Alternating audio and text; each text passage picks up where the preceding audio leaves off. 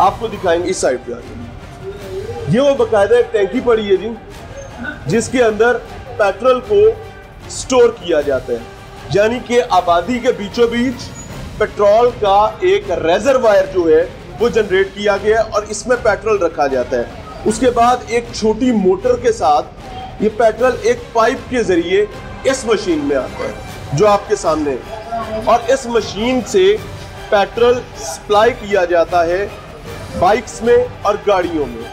ये धंधा कैसे चलता है, इसकी सरपरस्त कौन है? हम यहाँ पर आए, फौरी तौर पे इनको इतला मिली, शटर नीचे कर दिया गया।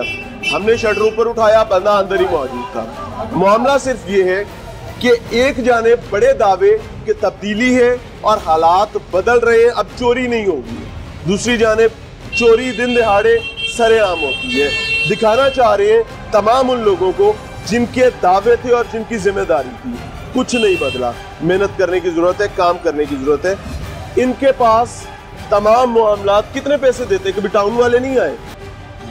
मुझे नहीं पता, मालकों को पता। टाउन वाले नहीं आए? सारा मालकों को पता, मैं कुछ नहीं पता। भाई देखो मेरी बात, इधर बैठना, अभी मैं यहाँ पे आया हूँ ना, तो मेरी मुलाकात आपके साथ हुई। टाउन वाला भी कोई आएगा, उसकी मुलाकात आपके साथ होनी चाहिए ना। अगर उसकी मुलाकात मालिक के साथ होती है तो इसका मतलब है वो भी चोर है। ऐसा ही है ना कि वो आपके पास नहीं आते, मालिक के पास जाते हैं, क्योंकि चोरी तो यहाँ पे आपके नाम पे हो रही है ना। चेहरे आपके नजर आ रहे हैं, आपके चेहरे नजर आ रहे हैं ना। क्यों सर, मुझे एक रहनुमाई फरमाए, ये ठीक है गलत है? नहीं, ये बिल्कुल गलत है। गलत है? क्या पैगाम देंगे? कौन उन लोगों को क्या पैगाम देंगे जो बकायदा इस माफिया की सरपरस्ती करते हैं? सर जी, हमारा पैगाम ये मोहल्लों में गली में बिल्कुल ये होना नहीं चाहिए, इस पे सख्त कार्रवाई करनी चाहिए। सर ठीक है, नहीं होना चाहिए, बहुत गलत है। जिला इंतजामिया अपनी चोरी में खुद शामिल है? बिल्कुल, लगता तो ऐसा ही है, लगता तो ऐसा ही है। डीसी साहबा को कोई पैगाम दे दें जिनकी ये जिम्मेदारी थी, जिनकी ये जिम्मेदारी, उनको एक्शन लेना चाहिए। नहीं लेते तो क्या करें? ये तो चल रहा है, कब से चल रहा है, जिससे बात करते हैं ऐसे ही चलता है, ऐसे ही चलता है। कब तक ऐसे चलेगा? कब तक ऐसे ही चलेगा? सर आप तो भाई साथ है ना। सर अस्सलाम वालेकुम। लाला भाई ने अभी, बच्चे ने कहा कि हम यहाँ काम करते हैं, हम उसकी तनख्वाह लेते हैं, काम कोई जायज़ भी किया जा सकता है कि नहीं? देखें, ये सरासर जो है इंतज़ामिया की नाकामी है, और सबसे बड़ी बात हुकूमत जो तब्दीली के नारे लगाती है, ये उनका मुंह बोलता सबूत है कि ये इस तरह सरेआम जो है वो बच्चों की ज़िंदगी साथ खेला जा रहा है। ये हम और कुछ नहीं कहेंगे, सब जो है इंतज़ामिया जो है वो गलत है। ये सोसाइटी ऐसी नहीं थी, लेकिन आज बदकिस्मती से यहाँ सोच डेवलप हो गई है कि पैसा आना चाहिए जैसे भी आए। और ये नाकामी मेरी रियासत की है, मेरे इदारों की है कि गुर्बत मसाइल इतने बढ़ा दिए गए हैं कि आज वो तमीज़ और तफरीक कई दबती नज़र आती है कि क्या ठीक है क्या गलत है। ये मुआशरा हमेशा से इन्हीं बुनियादों पर खड़ा था कि क्या चीज़ जायज़ है और क्या नाजायज़ है। लेकिन आज आप ये देख सकते हैं कि मुंह बोलता सबूत है, और मेरे सरकारी इदारे बिल्ली की तरह घर छुप के बैठे हुए हैं। बाहर निकलते हुए उनको खौफ और ख़तरे हैं। क्यों? कि उनकी अपनी मंथलियाँ बंद होती हैं। मैं बहुत क्लियर कह रहा हूँ डीसी साहिबा, उनकी अपनी मंथलियाँ बंद होती हैं, आपको काम करना है। अस्सलाम वालेकुम, क्या हाल है? ठीक है। ये भाई काम जो है पेट्रोल का, कानूनी है गैर कानूनी? सर मुझे तो पता नहीं है। जहाँ पे आप काम कर रहे हैं क्या मुलाजमत है? क्या मुलाजमत करते हैं? क्या काम करते हैं? पेट्रोल डालने का। आपको पता है कि ये मशीन दुकानों पे लगने वाली है कि नहीं? नहीं पता, मालकान पता है। आपको नहीं पता? चले, आपको ये पता है कि पेट्रोल दुकान पे नहीं बिक सकता? नहीं पता, पक्की बात है। कोई कभी सच भी बोल दिया करे, शायद पेट्रोल पंप पे बिकना चाहिए या दुकान पे? कुछ नहीं कह सकते। क्या नाम है आपका? कभी यहाँ पे टाउन वाले आए, कोई जिला इंतजामिया आपके पास आई थी? पहले कौन सी मशीन पे थे? बाबा आजम चौक वाली पे? यहाँ पे आपकी पिछड़े में 3 मशीनें कि 4 है? एक के होई ये ते मैं आ रहा हूं, दूसरे का मैंने पता नहीं। अभी आपने बोला कि आप पहले बाबा आजम चौक वाली? सर उधर दी गल करना, लेकिन इधर दी गल कर, तुसी इधर इछरे दी गल करना, समनाबाद दी गल कर। अच्छा, रहनुमाई मुझे ये फरमाएं कि अगर यहाँ पे कोई हादसा हो जाता है, कोई धमाका हो जाता है, आपने अंदर इतना पेट्रोल रखा हुआ है, किसी की जान का नुकसान हो जाता है, उसको पूरा कौन करेगा? पेट्रोल कितना आ गया? कितना को पेट्रोल आए जी देखते हैं कितना पेट्रोल है। नाज़रीन, सबसे बड़ा मामला ये है कि रियासत की नाकामी और इंतजामात करने वाली जिला इंतजामिया, जिसकी ये जिम्मेदारी थी कि इन तमाम चोर रास्तों को रोका जाए, वो अपने घर बैठे काम करने को तैयार नहीं है। बाकायदा तौर पर डीसी लाहौर साहिबा से रब्ता किया गया, उनके स्टाफ को इतला दी गई, लेकिन जुबानी जमा खर्च के बाद कहानी खत्म।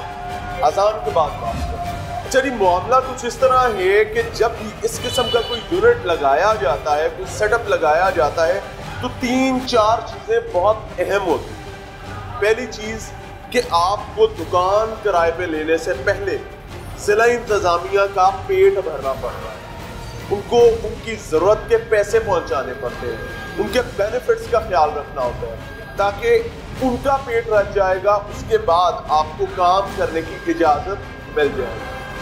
दूसरे नंबर पर, आप जिस बंदे की किराए पर दुकान इस्तेमाल करेंगे, उसको कुछ जायद पैसों में उसे दुकान किराए पर लेनी पड़ेगी। क्यों कि उसकी दुकान में आपने मोहल्ले के बीचों बीच बैठकर लोगों की इंसानी जानों के साथ खेलने का ये गंदा धंधा करना है। अब ये काम चलता कैसे है?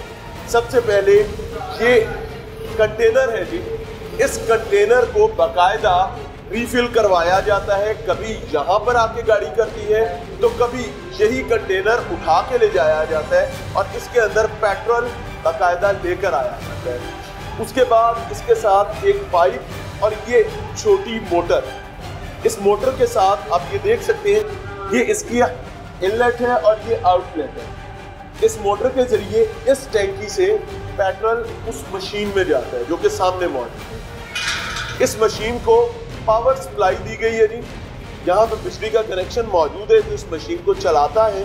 बिजली के साथ आगे एक और छोटी मोटर लगी हुई है। ये मोटर जितना पैसा जो देगा, उसकी जरूरत के मुताबिक उतना फ्यूल उसकी बाइक में या गाड़ी में ट्रांसफर कर देता है। अब इस तमाम मामले को चलाने के लिए जहाँ पर नुकसान का अंदेशा होता है, जो कि गैर कानूनी और गंदा धंधा है, वो ये है कि यहाँ पर आग बुझाने का पहला कोई इंतजाम नहीं होता।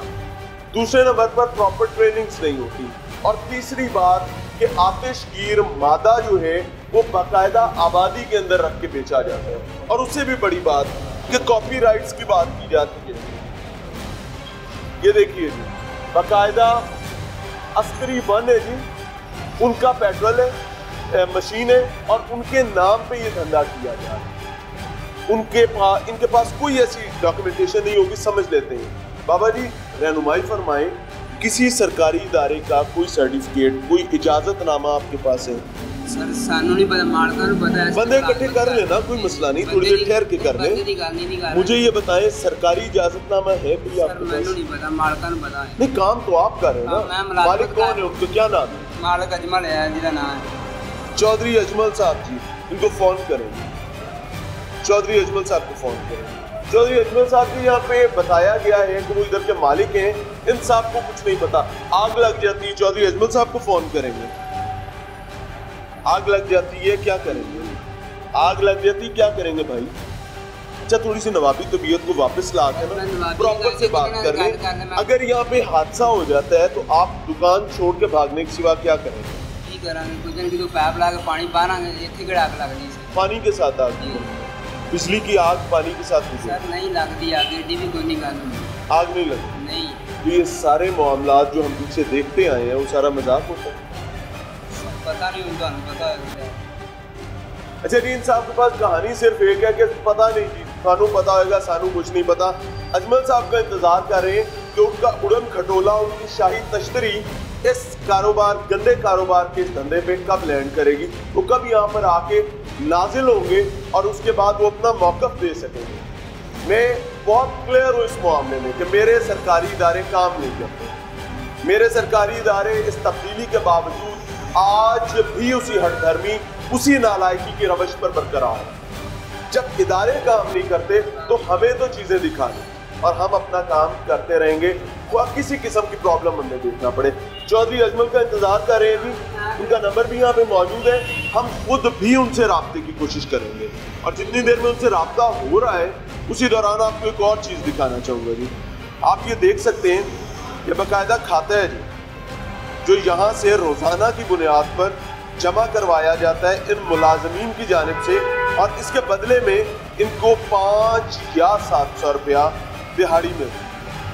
ये रोज़ाना के खाते ही चल रहे हैं जी कि कितना पेट्रोल आया, कितना बेचा, कितनी दफ़ा बिका और किस किस तरह से इस काले धंधे में नोट कमाए गए। और उससे भी ऊपर कि जितना पेट्रोल यहाँ पर बेचा जाता है, जितना फ्यूल यहाँ फरोख्त किया जाता है, वो तमाम सब स्टैंडर्ड फ्यूल होता है जो कि आम शहरियों की गाड़ियों को और मोटर बाइक्स को नुकसान पहुँचाता है।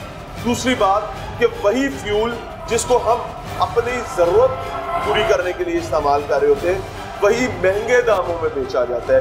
यहाँ पर ज़िला इंतज़ामिया की हर रेट, ज़िला इंतज़ामिया का हर दावा झूठा साबित होता है और उनके सुर्खात के जो बड़े दावों की शक्ल में उन पर उनका असल चेहरा अय्यान करता है। हम यहाँ मौजूद हैं और इंतज़ार कर रहे हैं चौधरी अजमल साहब का। अच्छा जी, चौधरी अजमल साहब का नंबर है जी 0308 786 7862। उनसे राब्ते की कोशिश कर रहे हैं जी, और इस पर जवाब क्या आ रहा है? पहला जवाब यही आया कि उनका मोबाइल ऑफ हो चुका है, इतला दे दी गई है और बाकायदा इचरे में भी इन्हीं का काम चलता है। 3 से 4 मशीनें इचरे में मौजूद हैं। समनाबाद और इचरा चौधरी अजमल और मिठू साहब के कंट्रोल में। ऐसा ही है सर, मिठू भाई और चौधरी अजमल साहब।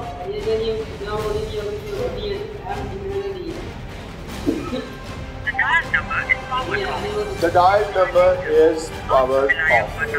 नंबर बंद कर दिया गया जी। कितना मुश्किल है ज़िला इंतज़ामिया के लिए कि वो यहाँ पर आती है और आने के बाद ये मशीन उठा के ले जाए। कितना मुश्किल है डीसी साहिबा की टीम के लिए कि वो इन मामलात को ठीक करना चाहें तो एक अफसर और एक ट्रक। यकीन माने, मेरा ये मानना है कि अगर ज़िला इंतज़ामिया या गवर्नमेंट चाहे कि गंदे धंधे और 2 नंबर धंधे नहीं करने देंगे तो एक ऐलान के साथ मामला खत्म होते हैं।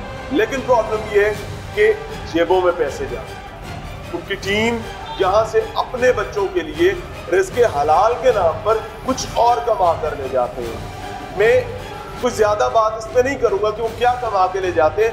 हर शख्स अपने गिरबान में झांक ले, उसको नज़र आ जाएगा कि वो अपने बच्चों को क्या कमा के यहाँ से खिला रहा होता है। आगे चल।